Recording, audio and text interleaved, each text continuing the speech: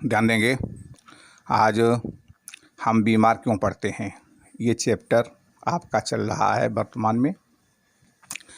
इसके बाद इसके पीछे दिए गए अभ्यास प्रश्नों और महत्वपूर्ण प्रश्नों पर चर्चा करते हैं, उनको देखते हैं। महत्वपूर्ण प्रश्नों में ऐसे प्रश्न हैं जो अंदर से सोच करके लिखे गए हैं, जो परीक्षा के लिए अत्यंत उपयोगी हैं। पहला प्रश्न देखिए और समझिए। अच्छे स्वास्थ्य की दो आवश्यक स्थितियां बताइए। तो आंसर में अच्छे स्वास्थ्य की दो आवश्यक स्थितियां हैं। नंबर 1, पर्याप्त पोषण तथा संतुलित आहार। दूसरा है अच्छा सामाजिक परिवेश। अगला देखिए, रोग मुक्ति की दो आवश्यक परिस्थितियां बताइए। तो इसमें लिखिए, पहली परिस्थिति है व्यक्ति को संतुलित आहार लेना चाहिए।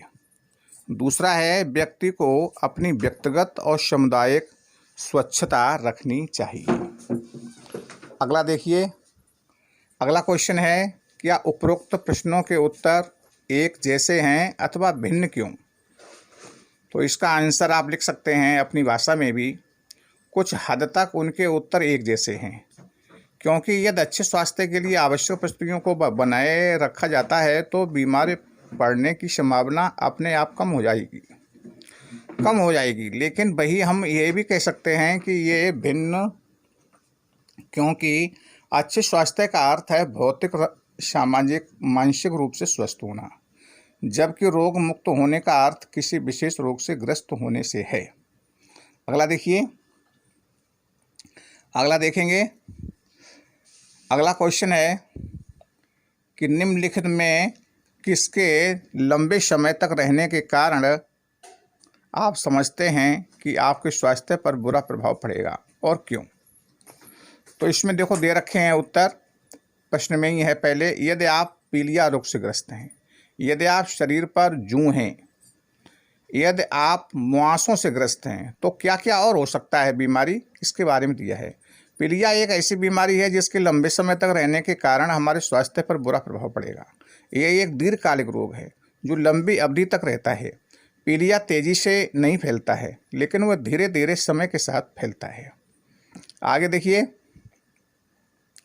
जब आप बीमार होते हैं तो आपको सुपाच्य तथा पोषण युक्त भोजन करने का परामर्श क्यों दिया जाता है?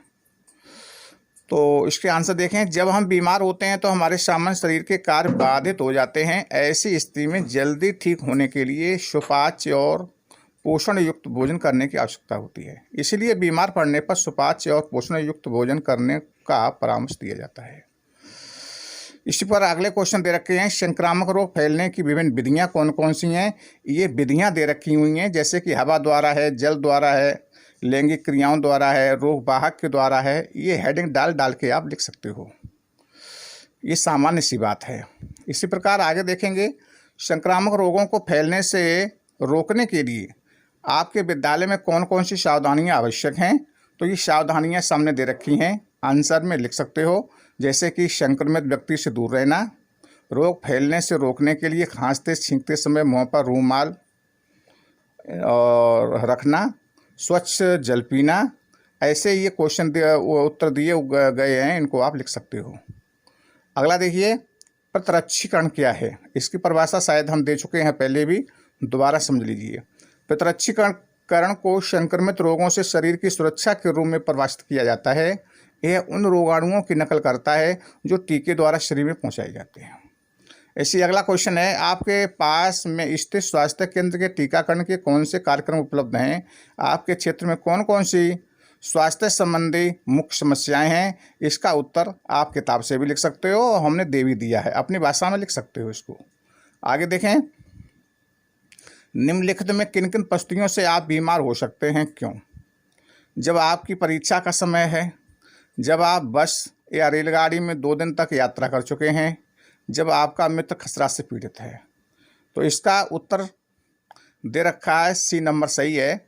जब आप मित्र खसरा से पीड़ित है तब बीमार होने की संभावना बढ़ जाती है। ऐसा इसलिए होता है क्योंकि खसरा एक संक्रामक रोग है जो हवा के द्वारा तेज़ी से फैलता है। इसके लिए आपका मित्र खसरा से पीड़ित है तो दूर रहें, अन्यथा आप भी बीमारी से ग्रस्त हो सकते हैं। अगला देखें, निम्नलिखित किन परिस्थितियों में कोई व्यक्ति पुनः बीमार हो सकता है? क्योंकि जब वह मलेरिया से ठीक हो रहा हो, वह मलेरिया से ठीक हो चुका है और चेचक के रोगी की सेवा कर रहा है। नंबर सी दे रखा है, मलेरिया के ठीक होने के बाद 4 दिन उपवास करता है और चेचक के रोगी की सेवा करता है। तीसरा उत्तर ठीक है, ये इसको लिख सकते हो। अगला देखिए, अगले क्वेश्चनों में आप लोग अपनी किताब से भी कोई नए नए क्वेश्चन बना सकते हो और आंसर भी लिख सकते हो। ठीक है, आज इतना ही काफ़ी है। आपके सारे क्वेश्चन हल हुए हैं। वीडियो को शेयर करें, लाइक करें और सब्सक्राइब करें। Thank you.